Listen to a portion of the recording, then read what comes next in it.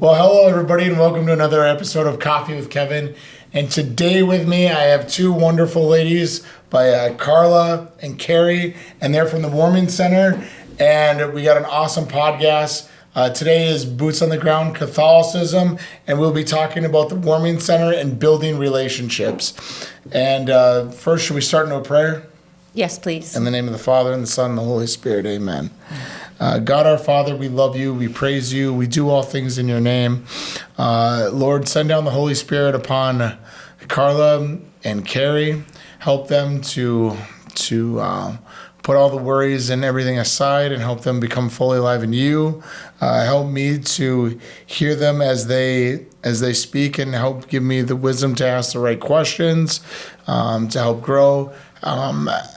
Be with all of our listeners.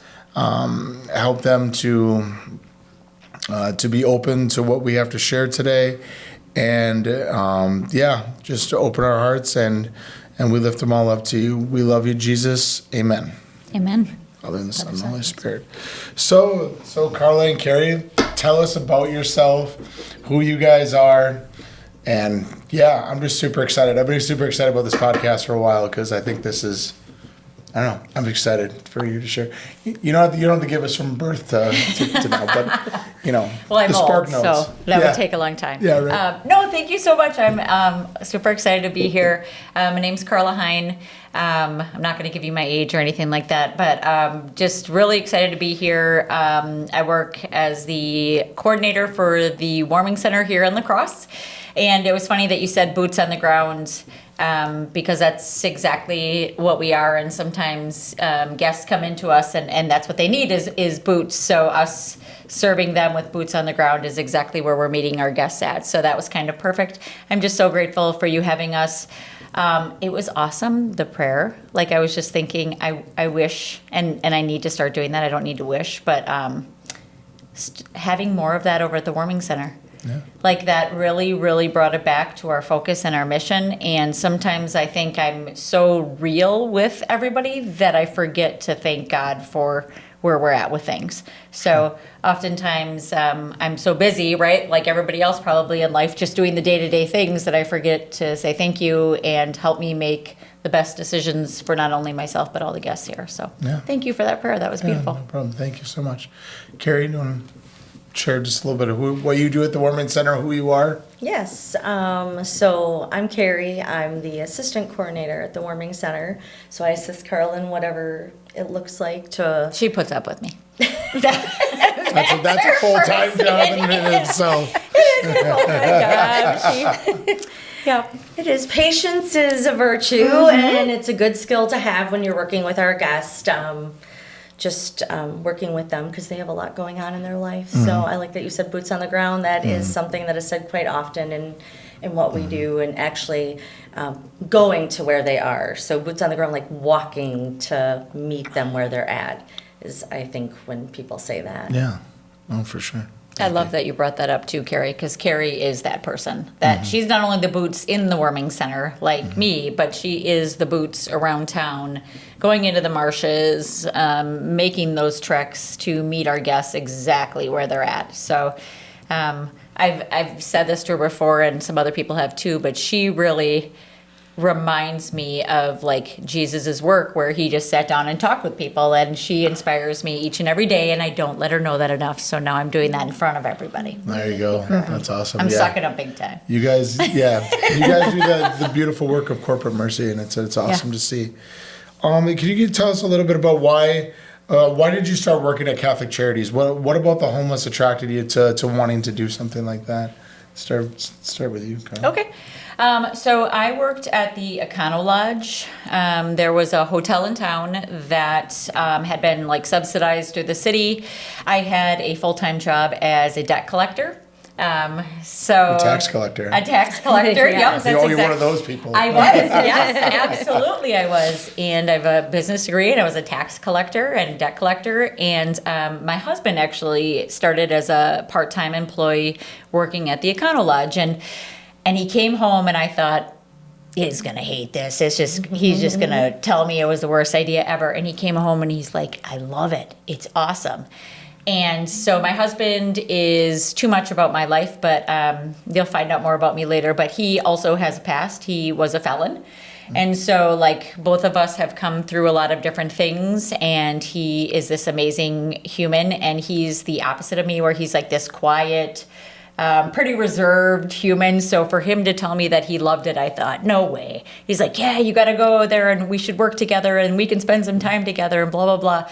So I went there, and I was dressed in like 4 different layers of clothes, and it was right during COVID, and so I had my mask on, and I was just like, I hope I don't get lice. I hope I don't get bed bugs. Like, those are the things that are going through my mind. Tuberculosis. Yes, exactly. Yeah. I hope I don't get COVID, which I ended up getting. But, and while I was there, it was amazing, like, physically and emotionally, spiritually, but the layers just started to melt away. Like, I wasn't wearing 4 layers. I wasn't wearing gloves anymore. I was hugging our guests. I ended up falling in love with our guests too, and our guests thought it was the silliest thing because they didn't know at first that my husband and I were married. And so they were just like, no way, you two are awesome. You're like the silliest couple, because he wears like jerseys, like big basketball jerseys, and like pants that are like hanging down below his buttocks and stuff like that. So we're just different entities. And so he's real laid back, and I'm a really big rule follower. So some of the guests would always say to him too, like, can't you get your wife to get laxed on the rules? But you asked how that brought me to Catholic Charities. I fell in love with the guests. I actually made a bunch of cakes for people over there, birthday cakes and cupcakes, and we would celebrate people's birthdays. I love to bake. And so that was a big thing when I was over there, and I had a lot of guests that were like, that's the first time somebody's made me cake ever in my life, or the first time in like 30 years. And so it was magical, and like the guests, it was so funny because I would have guests run up and tell me, and they'd be like, it's so-and-so's birthday tomorrow, Karla, like if I didn't know. And so they wanted to be a part of celebrating that guest. And it was awesome. And so I just fell in love. They were an amazing community of humans. However, there was a lot of things happening there that I didn't agree with my background being in recovery. And it was a lot of times I tell people like the Wild West, where kind of anything went. And I said, I will only be a part of this again if there's rules in place. And so the woman who was actually working over there, she was the coordinator at the warming center at that time. And I think it's all God's prophecy, right? I was a non-believing Catholic at that time, right? I was just Catholic in name, and I'd grown up Catholic, but I hadn't been to church in probably 20 years, not kidding. Hadn't been to confession in 25 years. And I went to Catholic Charities thinking, it's just a name. I don't have to believe in anything that they believe in, was kind of how I walked in the door, but they have rules, and I'm gonna make sure that they have rules. And joke was on me. He wanted me to work with this population for twofold, to help them, but more importantly for them to help me, and they brought me back to God. Because when I was there, the other volunteers, and I just saw people in the Catholic community doing things that I didn't know Catholics did. And I actually asked some volunteers one night. I ended up working with Father Canepa in the tote room. And I said, what parish is this? And they said, Mary Mother of the Church. And I said, I want to be a part of this parish. So since I've rejoined the church, and I'm a member of their parish, and my sons have all now been baptized, and the oldest one confirmed. And beautiful. Yeah, it's absolutely amazing. So that's my long story. Father Canepa is an awesome guy. He married us. So. Oh, that is so cool. Yeah, he's a really good guy. No, thank you for sharing. Carrie, how about you? The long shorts. Yeah, the short, long story. Well, before I was working at Catholic Charities Swarming Center, I was working at Salvation Army and Reach Resource Center. So I came into working there with experience and history working at other nonprofits and with a social work degree. But I always say that I was born to be a social worker. I grew up in a poor family and experienced a lot of struggles growing up and just living. And we were a Christian family, but didn't know what direction to take. And finally, when I figured out after praying multiple times, what is my purpose here, God? What is my purpose? What am I supposed to do with my life? Because I just felt like there was something missing, like I was called to do something better. And after that, and going to school and doing some assessments, figured out I should be a social worker. So using all those past experiences of having a hard life trying to help other people and trying to lift them up. So that's kind of my short story. There you go. Awesome. Well, thank you. It's such a blessing to have you over at the Women's Center, both of you.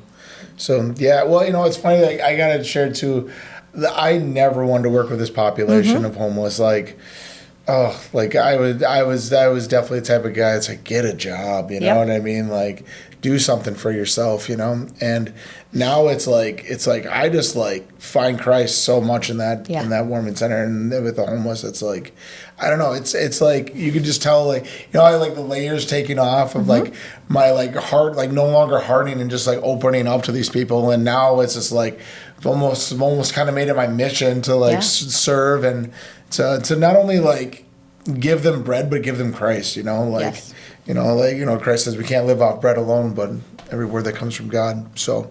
Yeah, let's talk a little bit about Cathedral's relationship with the Warming Center. So, like, and how that has evolved. You and I both have kind of a set of story on that, but I've told listeners too, like our story journey a little bit together, but it's going to be kind of nice to hear your guys'. So I basically said we pretty much had a non-existent relationship for a long time, and lo and behold, of all people, and you've heard his name too, Lucas kind of brought us together.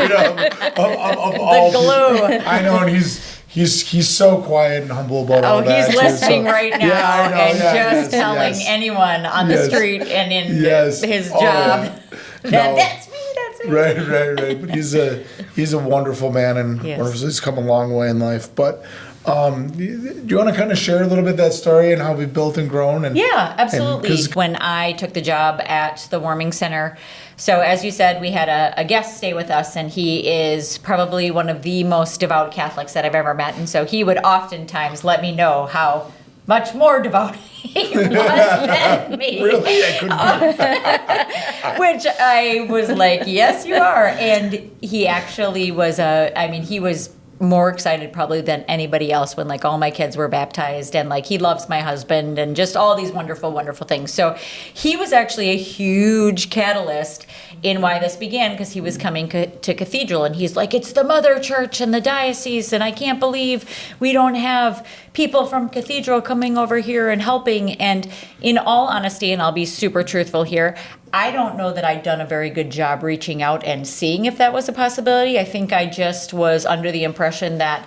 this parish wasn't committed to that mission, and you guys were doing other things. And so I kind of left it alone, right where I asked the other churches in La Crosse and around the diocese to come and help out and be a part of it. And he kind of put my feet to the fire a little bit and was like, they're literally our neighbors. Why aren't they here? Why aren't we seeing them help us? And it was so funny to me because as much as I love that guest, he can see the need for the parish and the people that he is also a member with at the church needing to come over here and see things, while he is also a member of the homeless community, right? So it's kind of a conundrum, but he really inspired us to reach out to you guys and say, hey, we are neighbors. We are dealing with the same issues. Let's come together and do some work together. And then I knew Deacon Skemp. I'd actually known him. Deacon Skemp didn't remember me, thank goodness, but from my time spent in the jail, I remember Deacon Skemp, and I shouldn't laugh about that, but I would bring meetings, recovery meetings into the jail, and I remember Deacon Skemp, and so knowing that he was over there, I knew that was people over here were doing wonderful things and already had relationships with, right? Like, we serve a lot of the same population. People who are coming into the Warming Center are also people who are in and out of jail.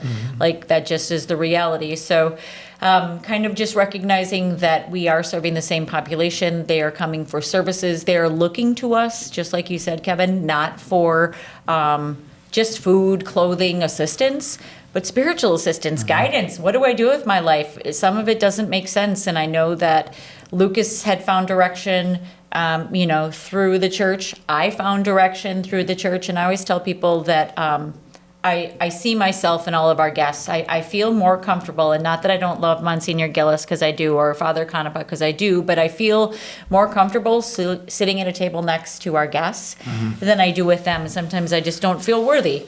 and like I'm too much of a sinner. And so sitting at a table of other people who are trying to do better, seeing people who've been in that place do better, and then getting just affirmations, hand ups from people at Cathedral, such as you yourself, like really wanting to partner with us and not only financially contribute to us doing that, but actually being other boots on the ground, other hands serving plates that are doing those things. So it's been a beautiful partnership. Absolutely, and I'll never forget. I think one of the biggest turning points in the relationship to all this is, so Lucas would always come to church, and Monsignor always tells a story about this guy just zooming by on his bike, blaring this boombox Yes. of Avril Lavigne or God knows what he's playing, and he's and he was on drugs, he was on meth and heroin, and so he's just Lucas, something comes into his mind, it's out. Yep. And so I started to have this huge conversion with homeless or whatever, and then Monsignor was like, well, we got a homeless guy that comes every Sunday. Why aren't you working with him? Okay. So I was I'm not gonna lie. So here, Lucas comes in all black in this trench coat and whatever, and I'm kind of like deathly scared of Luke. I'm like, So, and it was funny. I said hi to him real quick.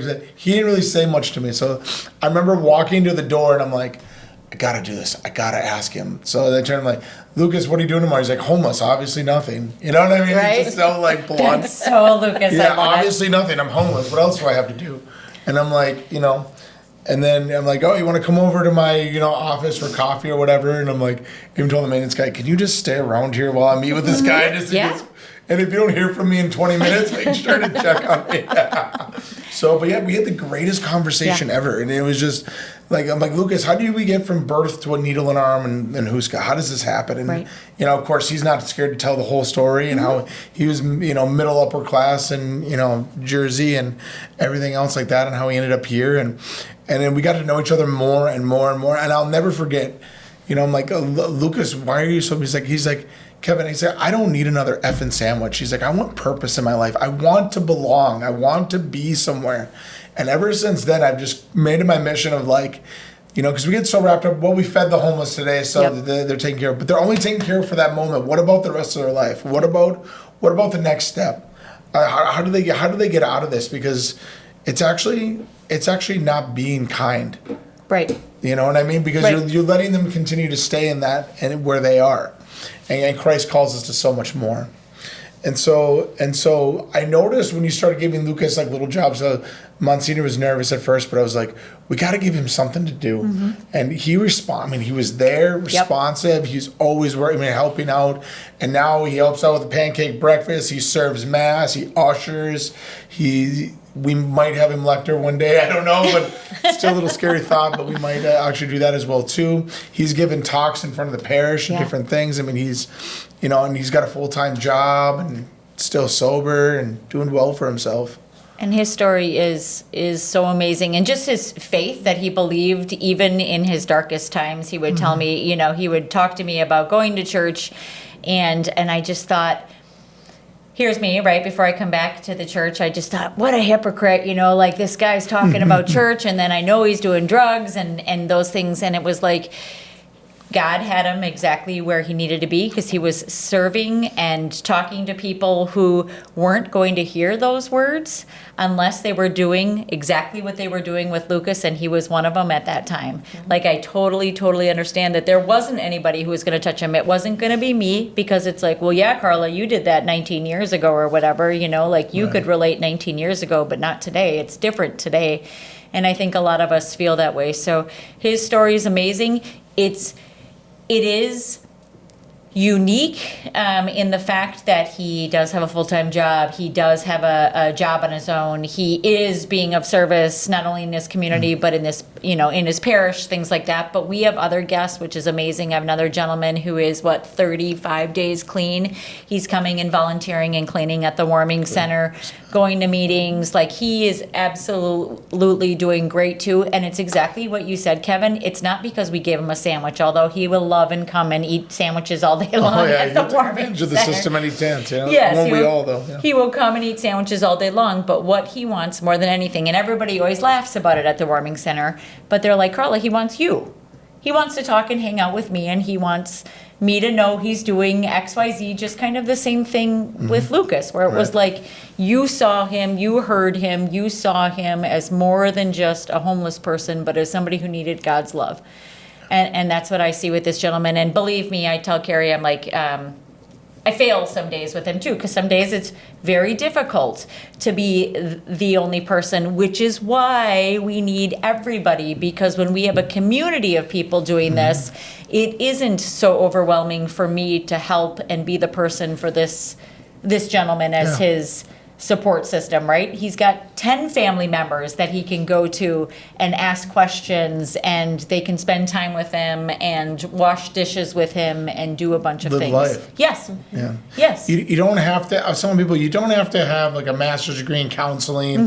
But we actually don't need any more counselors. They need friends. They need people that care. They need people that are like, hey, I'm alone for Thanksgiving. Oh, you want to come over and have dinner? Yep. So do Thanksgiving. Oh, you want to like go out and grabbing coffee with Lucas, or doing this or that, or sometimes he'll decide, I gotta go pick up a few errands, Lucas, you want to come with? Yep. Yeah, and I say yes every time, but every one of our guests is absolutely unique. Yes. We call our guests by name. That's a huge thing. Actually, Yes. it is one of our favorite things. So like when we have people volunteering, they will like beg to work the intake desk, because you do get to greet every guest by name. Yeah. Where you're like, welcome, Samuel. We are so glad you're here tonight. And it's not welcome you, or if we forget their name, oh, I'm Karla, I'm so sorry, I forgot your name. And I'm always a huge proponent on saying my name first, just because I think oftentimes we as a society, especially with the guests that stay at the warming center, it's kind of like, and you are, or like when somebody's coming for an interview or you're meeting somebody, and it's us being that person that coming down, like, right, Christ wouldn't be like, and your name is, right? He knows all of our names. It's like, you're already my friend. You're already a person I see in Christ. I'm Karla. And what's your name again? I do see you. I am glad that you're here. I love that, and I even say our guest's name, like out on the street. I know Carrie will whip her car around. She'll be driving down the street and she'll be like, oh my gosh, I see Brian. And she'll like, hey, how are you doing? What are you doing? We haven't seen you, blah, blah. And I'm like, Carrie. And she sometimes goes absolutely out of her way, and it's amazing. And our guests are so unique, and they do have a lot of overlapping issues and things like that. But the funny thing is they're not different issues than you or I have. They're the exact same issues that we all have. The questioning of what I'm here for, am I enough? Those mistakes are too big to ever be forgiven. Who's ever gonna love me, right? The same things. I think Carrie, unfortunately, hears me say those probably once a week, right? Where I'll be like, I don't know, Carrie. And she's like, Karla, that's exactly why you're here. And that's exactly why our guests are here. And that's exactly why our staff and volunteers are here. It's actually really fun because when we do get to know guests individually and talk to them, which I think we try to do every night at the warming center, our guests will really love knowing staff's names. And we've made it a big part that our staff now wears name tags, so that it's not us versus them, it's just each other. And so that's a really big thing, that we're all one collective group together. So, yeah. We just had new staff orientation, and after going through all this stuff, which is overwhelming to hear from our new, or for our new staff to learn, I said, just take this away. This is the most important thing you can get from all of this. Learn their names and be welcoming. That is more important than anything else. Because in my journey of working with the homeless for many years now, that was so important to me, because when you start welcoming them and saying their names and saying good morning, I've seen people who had their heads down walking by, and I would say good morning and say their name. They would look up and smile and think, wow, she took the time out of her day to welcome me, say hi, and she knows who I am. I was memorable enough to her to know my name. And that's huge. So it's so important to know their names. I've had guests too, and when you build rapport with individual guests, which I honestly think that 99% of our guests that end up coming in have somebody that they genuinely look forward to seeing at the warming center. They'll tell us it's coming home, right? Like, this is my home. And actually, Lucas had me bless the warming center as the home. yeah, He I did the forgot. blessing of the homes. He made me do that, and I burned incense, and everyone's like, there's a fire in the building. So it was all very funny, and I think the writing is still above the doorway, the blessing that I did on the home, but it was just magical because our guests do see it as their home, and they do want to feel welcomed when they come home. So that is so important, and not only welcoming them like when they come to the tote room and saying their name, but we're glad you're here. Oh, they So don't nice hear to that see you. all day long. Yes, we saved you a spot. Yeah. You're Yes. welcome here. We're glad you're here. Right. And I do that when I do outreach, or when I do, well, there's outreach in the community with all the different agencies, but I'm always going out, even on my own. I do that all the time. And when I see someone I haven't seen in a while, I'm like, you need to come in and check in with me. Yep. Please check in with me, or I worry about you. And they know that because I do tell them. I say, where have you been? They do. And then they'll come in and they said, Carrie was worried about me. And I'm like, she probably was. She worries about everybody. Anyway, to back to Lucas being glue, and so Lucas reminds me of the reading that was last week, and I thought of this. A man comes to this guy, says, I'm paraphrasing because I'm Catholic and I don't know my Bible as well as I should, but basically comes to the door and knocks on your door at night, and is giving you like either a loaf of bread, something like that, and you don't get up to answer the door. You won't get up to answer the door because he's your friend, but you'll get up to answer the door because of his persistence, because he will not give up until you open the door. That is Lucas 100%. He is completely relentless, and that's one thing drives me nuts, and I admire about Lucas all at the same time. It's somebody, when you see Christ in somebody in that, and then it's almost like you don't see Christ in that because it drives you nuts. Yep. But like a lot of things have happened because he does not give up. Like I remember, like, he drilled it into Monsignor and I for I don't know how long. Talked to Karla at the Women's Center. Just talked to Karla at the Women's Center. She's ready to quit her job because there's not enough people volunteering and blah blah blah. Like, for God's sake, I already know who Karla is. I think he just has a gift of just being connected and just knowing everybody and not afraid of talking to anybody. And I mean, it was funny. I was with Kevin Birch, had invited me to the Reach and Cooley Cap meeting, which I was so grateful for. And because I was telling the story, and I was like, oh, we know Lucas, blah blah blah. This is like everybody knows who he is. But I think the other gifts too is like a lot of those homeless people have the gift of that. They know where. It's funny. They've survived so long on the street. You have to be well connected. Yeah. Because you cannot survive on your street that long. Yeah. Hi. Well, and with being the glue kind of coming full circle, you just ask, what do you do with the guests that you don't always see Christ in? Even though Lucas was talking about Christ, it was like, I just thought, like, other things came to my mind that weren't Christ-like, right? It was like, oh, this is obnoxious, or it's, like, stop, like, I've got 15 other things on my plate. And it was so funny because he was exactly, right, Christ. He was Christ at that point, right? Saying those things, reminding me to come back to exactly what I needed to come back to. And so I don't think that there's any accidents or coincidences. And I've said this before in my recovery, like, oftentimes people think that their biggest kryptonite is really their superpower.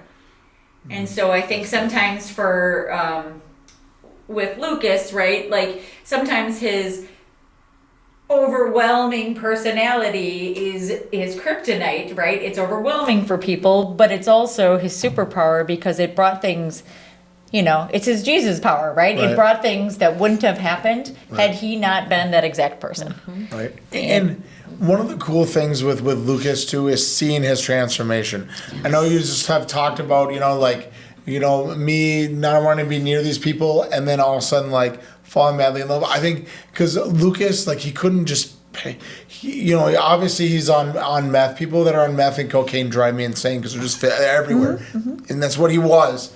But then seeing him becoming sober, and then seeing more people care about him and get around a community, and like when they're running with Lucas, all right, put a sock in it, Lucas, let somebody else talk for once, and you know, and he's very receptive to it, and now he. You know, and now he like even helps Monsignor with the candles and does it. It's like when he first was serving, it just like some political thing or blah blah went off, and it's like Monsignor's like trying to pray and get ready for mass. It's like, all right, Lucas. So, but now he just like, you can actually have like this great conversation and dialogue with him. He doesn't like, he's not as over the top. You know, he always will be a little bit just because he's an Italian from Jersey and he just can't help himself. It's who he is. But he just has become. This is gonna sound bad, but so human. You know what I mean? Because when you're on drugs for so long and on the streets, you lose that human dignity. And then when you see that coming back, and you start seeing it come back from other people, also too, this might be a little off topic, but I'll kick out of. So me and my buddies, we went to a quick trip to a gas station. There's homeless guys there, and all of a sudden they come right up to me. I'm like, oh my gosh.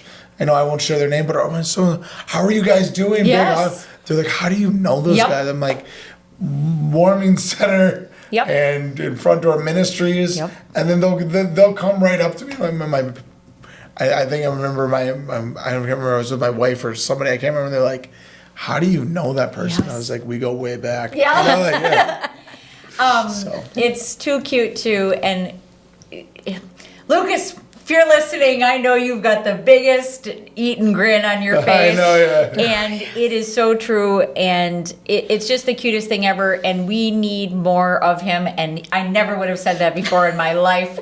But it was so cute because he actually was ill not that long ago, and he'd had a surgery, and he went to Mass, and it's the cutest thing ever. So like, this is how deep like our guests and their impact go on people. My mother messaged me and she's like, your friend Lucas isn't feeling good. You need to reach out to him. I swear to God, at the same time, Lucas messaged me and he's like, I just saw your mom at Mass.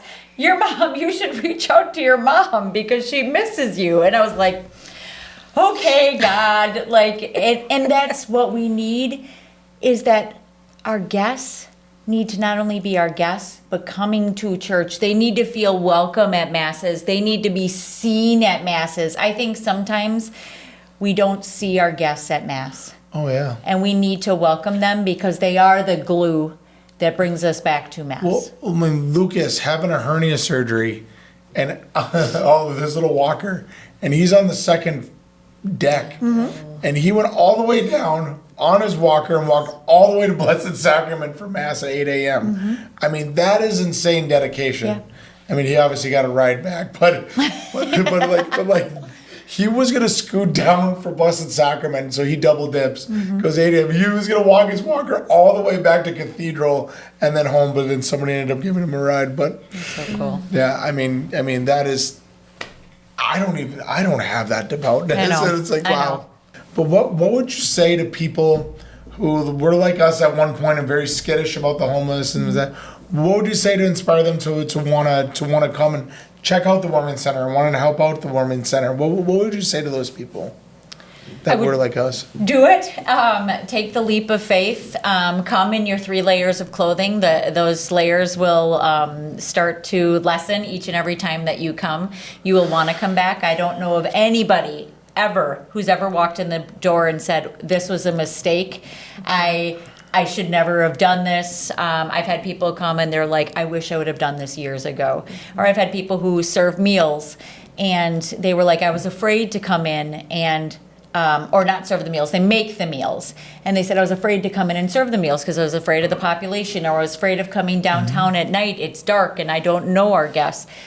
Have a friend bring you, will bring you. Like one of our staff will come and pick you up and bring you so that you can have that experience. I mean, it is that important that when you spend time with our guests, you realize that it is, and I do this a lot, and I do this in recovery, but every person that I sit with is a reflection of not only me to them, but Christ in them. Yep. And that's what I see each and every time that I'm sitting with somebody. And it's just amazing that it's selfish too. It's selfish in so many ways because I tell people our guests help us. And I think, right, like, and Father Canepa and I've talked about this before too, but they're like, blessed are the meek, blessed are the poor in spirit, right? Those are the people who God blessed. He blessed them so that we could see ourselves in them and remember why he came. Like, it's so much of a gift for us. And I always feel like I get tenfold what I put in. Absolutely. And so I think that people who are hesitant, come with a friend, come with a buddy. Like, you are always welcome not to be alone, but I promise that at some point you'll be just fine coming alone. You will make friends. All of our staff are absolutely amazing. I mean, a lot of our staff were volunteers at one point, which is how much they loved being there. Oh, yeah. Well, I'm glad you mentioned that, Karla, because I also said, like I would tell people all the time, Lucas didn't need me. I needed Lucas. Yeah. Like, I needed that in my life. And it stretches you further than you'd ever stretch yourself before. And it's hard too, because it's like you almost want to like smother the person, but it's like having that discipline of like, because I also, we'll get into the St. Lawrence and Front Door Ministries, but also too, like, and everybody comes in the Front Door Ministries of the Women's Center. I treat them as I would treat my own kid. Yep. Like that kind of love, like not giving them everything, but giving them that dignity and that respect that they deserve, and having that kindness of saying what needs to be said. And I love that you said that too, because you and I, and we've talked about it a million times, and I think I'm on Team Kevin and you're on Team Karla with this, but sure. We are tough love. We're tough love people, and I definitely, coming from the things I have, I'm not afraid to, so like the gentleman who comes into the warming center right now is clean, and like Lucas, right? To shoot him straight. Like, I said to the one gentleman, you have to take your medication in order to come and volunteer at the warming center. He's a guest who stays with us. And I said, if you want to be here, you need to take your medication, and you need to be going to meetings, and you need to be staying at the Salvation Army so that I know you're not on the street with people who are going to offer you drugs. Like, I need you doing those things. And there was a few days he wasn't. And I said, I'm sorry, but I can't let you in the building until you choose to do those things. Exactly. And then not only can I not let you in the building, but I don't leave him there. So I contact the people who needed his meds, the mobile med team. We get him set up. I get him, we call over to Salvation Army. Yep. So we are there with you every step of the way, Absolutely. Just like you're talking about with Front Door Ministries. But I will not allow things that are not okay, not safe. So I guess that's what I would say to people too, is I know Carrie said it, I know my staff said it, I know guests have said it, and other volunteers, but it is a different warming center from 7, 8, 10, 4 years ago.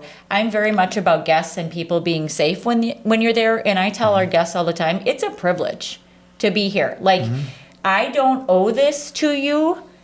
If you want to be here, there are specific behaviors, minimum expectations just to be a decent human being. That's fine if you don't like me, if you don't like the rules. Right. But if you can't abide by them, then you are choosing to stay outside. Yep. And I respect that that's your choice.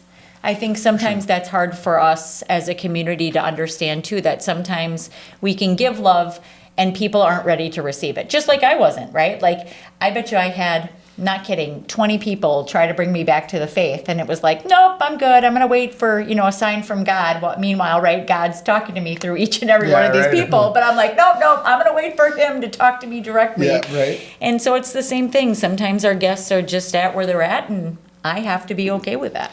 For sure. But that's a beautiful thing too, and people that realize, I think, especially in America too, we think everything's owed to us. You know what I mean? And even me, as somebody that's on board, I still feel like I'm owed X, Y, and Z, and I'm really owed. And I'll never forget. One of my spiritual directors told me, he's like, Kevin, the only thing that you deserve, which is everybody else, is death and hell. It's only because Jesus Christ did what he did. Yep. Was born, died on the cross, and rose is the only reason you have a chance for eternal life. So everything you have is a gift. Yep. And I'm glad you said that, because you ladies don't deserve to be taken advantage of. You don't. The Warming Center doesn't have the right to be taken advantage of, and whatever else like that too. So there's a thing of respect there as well too.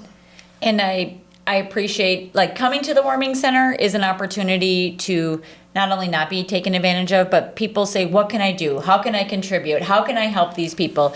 And I people all the time, and I used to do this, right? I was 10 years clean, and I was giving people on the streets in Minneapolis like $20, $40, $60, and now I would tell people never ever do that. And it's not because our guests don't quote unquote need money, but they need somebody who loves and appreciates them more, who's listening to their stories. If anything, spend, what's your time worth? If your time is worth $60, spend $60 of your time with that person. Yep. That's the best money you can invest. And you are able to do that at the Warming Center. I think it makes it just very safe and conducive versus walking up to somebody on the street, which isn't something I would recommend. I mean, definitely be genuine and be kind, but when you're there, I can guarantee that you're going to be safe. So it allows you that opportunity. Well, I'm glad you said that too, because I don't want to, I agree with you 100%. I don't encourage people to just go walk down to the park and start talking. If you don't have training, you don't have people with you, because it's the Wild West out there and anything can happen. And so, but that's one thing I love about the Warming Center, because they come into a different area, they're searched down, they don't have anything on them, they, whatever else. So, because, let's be honest, and Carrie and Karla, you guys have probably heard this 1,000 times, all about the homeless problem and what they need to do, or what they, and instead of, tell people, instead of complaining about it, why don't you help be the solution? Yep. And I feel like the Warming Center is giving that solution to people. Absolutely. And people sometimes think, and Carrie, I'll let you chime in here. I'm sorry, I don't mean to be hogging stuff, but people sometimes think, right, the solution is getting a job. Well, some of our guests are never going to be able to hold a job. That's just the reality of things. So I think when people come and I'll give tours and different things to like schools, I've done that before, or like Cub Scout groups and different things like that. But they'll say, Karla, what can I do? Like, drives are wonderful. We always need gloves. You need financial backing in order to run the place, things like that. But I say the best thing is to be educated. And so, right, people 18 and under 17 and under cannot be at the Warming Center, but you can at least share information with others that this is another human being, that there is a purpose for this person. God didn't just put them here to be homeless so that they could have a miserable existence, right? Like, they're a reflection of ourselves, they're a reflection of God, and God has a purpose for that person too that you may or may not understand.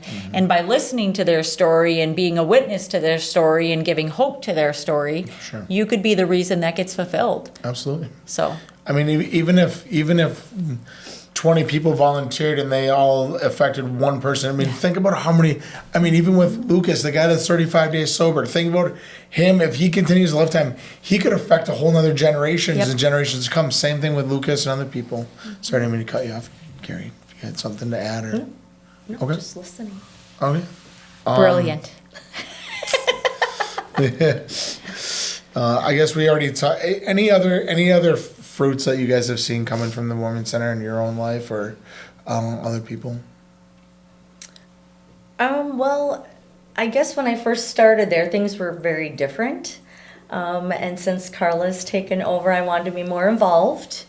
Well, it's true. You give me too much credit. No, it's true. The previous Lucas calls me a tyrant, just so everybody knows. He thinks, and I've had some volunteers who get upset with how strict I am too. So. No, but like Karla was saying, it's so much safer there now. And I know our guests appreciate that, because in the past they didn't feel safe to come. And so now they are comfortable being there. And they're more comfortable because of those rules too, leaving their belongings there. Because in the past, they couldn't trust if their belongings were going to be there when they woke up the next morning. Right. So the place is definitely a lot better, and that's why I wanted to work closer with Karla to even make more improvements. And so we have brought in a lot of agencies to help connect these people. And we want to do more fun things. Like, we want to make it a very comfortable home for people. Last night, after talking with other people about maybe some other things we can bring in, I'm like, we're gonna have to start turning people away because they're gonna want to come. How much fun, not just connecting them to other agencies that can help them, but bringing in music, therapy dogs, art, just making it a good place to be so everybody's comfortable. Yeah. And so they're not just sitting on the sidewalk, and they actually do something to have something to look forward to do. Yeah. Yeah. Yeah, we weren't just made to just, like Carla said, we're not just made to just exist. So yeah, and what's awesome too, the more things that you bring to the table, more people, I'm hoping listening to this be like, I'm really good at arts and crafts, and I have great ideas, and they can bring it. Hey, you know what? Why don't I bring in? We can do this with the kid. Hey, I actually own service dogs or whatever else like that, or and being able to bring those in, and I don't know, because I love what Monsignor Gillis always says is like everybody can do something. We were made to work and to all provide. So, no, that's great. Adding to that too, I say this to my staff all the time, but the same is true for the volunteers. If you're thinking about coming in or you want to know how to assist, is that I always say, I don't want the warming center to be, I have like 18 staff. I said, I don't want 18 Carlas. Man, that place would be a disaster. But I want 18 unique individuals who are bringing their authentic selves coming down, because our guest is going to say, looking at me, well, you don't understand me. No, I might not understand you, but there's 17 other people who have lived different lives, who have different perspectives, who are, give them an opportunity. I always say, I might not be your flavor. Same thing is so true for our volunteers, that there's people who have lived a lot of life. And we have gentlemen come from like the Driftless Recovery House, and they're absolutely magical with our guests. And they're probably the closest to our guests than anybody, right? Like some of them have convictions and we're using and we're homeless, and they're showing them, hey, there's another way to live, come be a part of it. So it reminds me so much of recovery, where it's like, we have a saying in recovery, like the person with 2 days clean can help the person with 1 day clean. You have a gift. So the person with, 3 months out of homelessness can help the person who is currently in homelessness. Like that's exactly what it is that my story, my journey, the reason is so that I can turn around and help the next person who is dealing with similar things. Right, exactly. And enjoyed all the guests, even the guests that have never done drugs, never been in that situation. Right. You have a beautiful gift, and you still have something to share. Absolutely. Because like what Monsignor says, I don't know how I'm going to relate to these people because I've never done anything like this, And I'm like, yeah, but Monsignor, people that still desire the life you live because you're so close to Christ. He has that something, and they want that. They want a normal life. They don't know how to get it, but they want that. And I'll speak for myself. I was going to say, if our guests are anything like me, I didn't believe that was real. I didn't believe people who lived those lives were honest, or like I thought they were liars. Like I didn't think anybody could be that good. Like I thought that was... Like people like Monsignor? Yeah, like Monsignor, or like people just who've never done drugs, or who like always go to church every Sunday and like always pay their bills on time and have, $100,000 in their 401k or whatever. It was like, that's never going to be me. Like I can't even relate to those people. And I always laugh now because after being clean for almost 19 years, it'll be in January, but it's like I pack my little lunch and I go off to work every day, and like I didn't think that was a reality. But it is. And it's a beautiful, beautiful reality. And that's because there are people who have lived that life, who shared, hey, Karla, this is how you do this. Right. This is real. Right. And even these people that I thought were perfect, everybody's imperfect. Everybody's got their own struggles that we're going through. And I think sometimes when they share those things, and you don't have to be like overly vulnerable, but just to know, man, everybody's going through something. Oh, yeah. And I think that's one thing I love about the homeless population. And you guys, they're 100% real. Yeah. They're not going to lie to you. They're not going to be. Don't want them to be sometimes. Yeah. They and because they have nothing to hide because everything's out in the open. Right. And so it kind of helps you, I don't want to say feel better about yourself, but like also to the point of like, okay, there is somebody out there that's struggling too. Yeah. And, because I feel like in society a lot of times we're like, oh, I don't want to share this, or I'm having a rough time. Yeah, we're just gonna shove that away. And hey, look, everything's great, and my Facebook looks great, and Snapchat, I look pretty in every picture or whatever. And with he's obviously not talking about mine. Yeah, we'll cut that out, but no, I love it. But yeah, I think that's one thing. And Jesus always talks about sitting with tax collectors and prostitutes, and it's like I can see why, because it's just like it's where God dwells. It's just where God dwells. He's not here for I know we're all imperfect, but he's not here for the righteous. He's here for the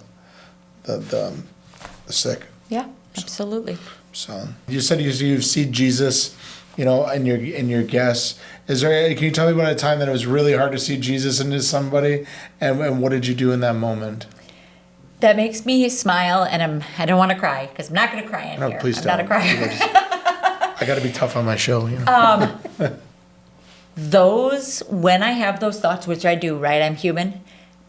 They make me smile because that's God talking to me even more. He said, "Yup, I'm coming as the toughest nut that you're going to have to crack and love." And he says, "That's exactly why I'm here, because if I had a bunch of easy people for you to love, right? You wouldn't need me." And I had a staff, and I think Carrie was in my office yesterday, but I have a saying, and it's right above my desk, and it says, "Thank you for my suffering. Thank you for having me see things I don't want to see." And I had a sponsor, and her and I talked about it, and I see those things because it calls me back to God. Because when I see guests that are hard to handle and are hard to see God in them, I have to ask God to help come into my soul. And because I need him, because me as a human being can't do that. Because I want to be like, I can't handle you right now. You are too much. I can't do this, right? Like all those human things. And I have God help me. And sometimes by God helping me, it's me looking at Carrie and saying, "Carrie, I can't do this one right now. I don't have it in me." And I'm afforded through God to have other amazing humans on my staff who can help me and who do help carry that cross and that person while I can't do that alone. I said this to Carrie yesterday. I said, "Carrie, I don't hear him. I don't hear him some days." And she said, "You have to get really quiet and you have to listen." And I think when we ask ourselves those questions, or when we say, "I can't do this," no, you can't. Just like I said, right? It's Christ who can do these things. He's the one who can do it. Like we even hear from his disciples, right? They fall short, and they were with him, seeing him do these things, and they weren't able to do these things all the time. And when they asked him for help on how to do these things, then those things were possible. And sometimes they're not, and sometimes we'll fail, and sometimes we won't say the right thing. And that's when we have those quiet moments the next morning and we say, "Man, I failed, God," right? Like, and I want to give up. And I say that some days, I want to give up. And then I know that God has put Carrie there for me, and God has put Kevin here for me, and God has put like Father Canepa and Bruce Simones and all these people that I talk to and I bounce ideas off, and they say, "Karla, you're exactly where you're supposed to be," or "I showed up today, Karla, because I knew you were coming." That's not a me thing, that's a God thing. Because all those pieces don't fit together on accident. For sure. Anything else you guys would like to add? I'm just so grateful to be here, to be a part of this. I guess for the volunteers, just if you're thinking about coming, please come. It is the most amazing, magical place on earth. I actually did a tour with people, and I was like telling about our guests, and so I always go through this like dichotomy of things where it's like I'll tell them situations because sometimes people think it's so unbelievable, right? Like that this could happen to somebody. And some of our guest stories are unbelievable, where they're like the things you see on SVU, crime scenes, like different things. And those are happening to people in La Crosse. And like when we say, "Why don't you just get a job?" or "Why don't you it's not that easy, right? There's so much healing and trauma. And a lot of that, and Carrie always tells me this because, and she'll laugh, but I always say our guests will talk to Carrie and you talk about them being honest and open, and sometimes I'll say to Carrie, "Well, they're not being honest, and that's not real," or their perception of what's reality isn't real. And Carrie is like my hero because she says, "Karla, but I listen because they believe it's real." And in order for them to know that somebody's willing to listen and that I'm willing to meet them where they're at, is I have to be on the same page. Okay, that's your reality right now. What can we do from there? And that's such a gift. And I always tell people I don't have that gift, which is great. That's why I have Carrie working there. And that's why I have some of my other staff working there, is because they can meet our guests where they're at. And then like Carrie's told me stories where, 6 months later, a guest will be like, "That wasn't true, Carrie. I'm really doing X, Y, Z." And Carrie's like, "I know.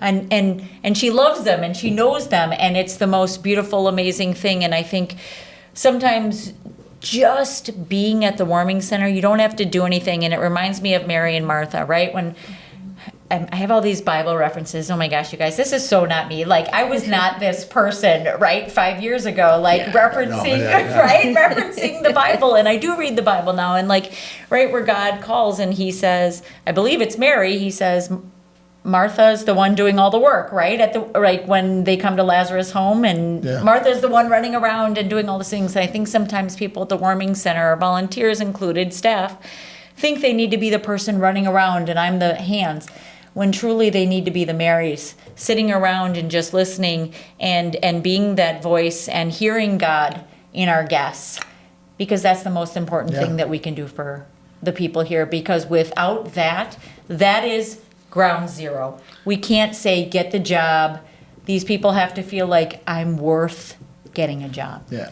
So I've talked about this once before. I'm not always great at doing this. One thing is I've started doing, so my husband gets up for work every morning at 5 a.m. and I help make him a smoothie every morning to like be a good wife to him. And so he has something healthy. And then after he leaves, that's the time that I immediately devote to God. And I pray and I thank him and I ask for his guidance and direction. And usually, like, I'd love to be this amazing, like, spiritual guru, and I'm not, you guys. I'm, like, so, like, infantile, but I do my best. And sometimes my prayer is just, God, help me not screw up today. Help me do what your will is for me today. And oftentimes I don't know what that is. And he reveals that to me through other people coming into the warming center and people being a part of it. But I've also had times throughout the day, and Carrie knows I'm infamous for this, and Johnny, I talked about him, knows I'm infamous for this. So I do have to-do lists, right? And one day it dawned on me. I crossed off to-do list and I wrote God's list. And it made my day a heck of a lot easier to prioritize, because those were the real things I needed to do that day. I'm not always great about doing it, right? I'm just like everybody else, where it's like, have to get these things done, have to get these things done. But when I think about that, every time I write that to-do list, that I think God's to-do list, Right. it calls me back to exactly why I'm here. Mm-hmm. I also wanted to make sure to, well, you had talked about, you have 18 people that work at the warming center. Mm-hmm. And thank God there's not all Karlas. Well, yeah, no, but they're all one body in Christ with many parts. Absolutely. And everybody's got their part to play. That's one last thing I want to talk about too. So warming center's opening up. So if people want to volunteer, it's opening up November 1st is our start date.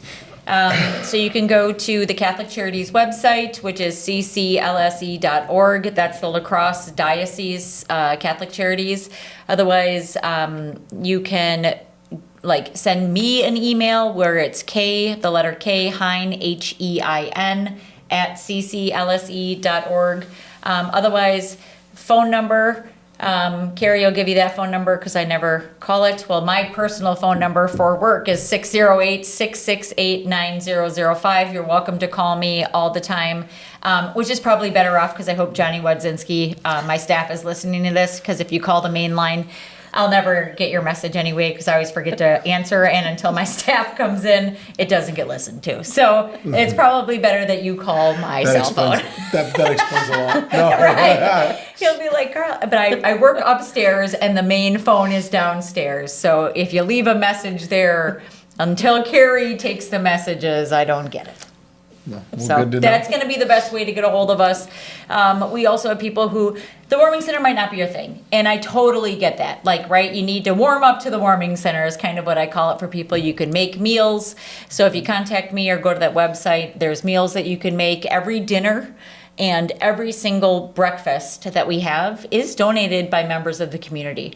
And most of it is people, Catholic parish members of our diocese, who are coming in and doing that. We do have some other people in some other parishes, but that's 180 meals that people are saying, yes, we love you, we will make this meal for you. So that's pretty amazing too, that we have people willing to do those things. And then also, like, glove drives. I always tell people, right, there is mental illness, there is drug and alcohol addiction. Those are real things that happen at the warming center, but people are always shocked. Like the third biggest like medical necessity that we see at the warming center is people who have frostbite. I think last season there were 4 or 5 guests that had amputations of either fingers or toes. Like that's how real it is. So we always need gloves. We always need boots, especially for men. And then I had a wonderful person come in and he wanted to talk to me. He's been volunteering and brings groups in actually from Blessed Sacrament and Newman. And he said, Karla, I have people who ask me, aren't we enabling guests? And he wanted me to say no. And bless this man's heart, I said yes. There's things that we do enable. And I said, like my sons, and I've shared this story before, but like I have 4 sons, and if they lose their gloves for the winter, right, I know how expensive those are, and some of them are just the little knit ones for $1. Those are great too, right, for like filling in. But if my sons lose their gloves for the winter, there's 2 words I say to them, and the first one is tough. And the second one is, and you know, I'm like, you're going to have some cold hands. But when I say that to our guests, now there's frostbite and there's other ramifications that, right, then that's medical bills and things that then end up being bigger burdens on the community, where it's like, if I just say yes to 3-4 pairs of gloves throughout the season, I'm out what, you know, our warming center is out, or our donations are out, what, $50? Right. But if they end up doing that, it's what, $50,000? Yeah, that So never gets paid. right. And so in the end, do we enable? Yes.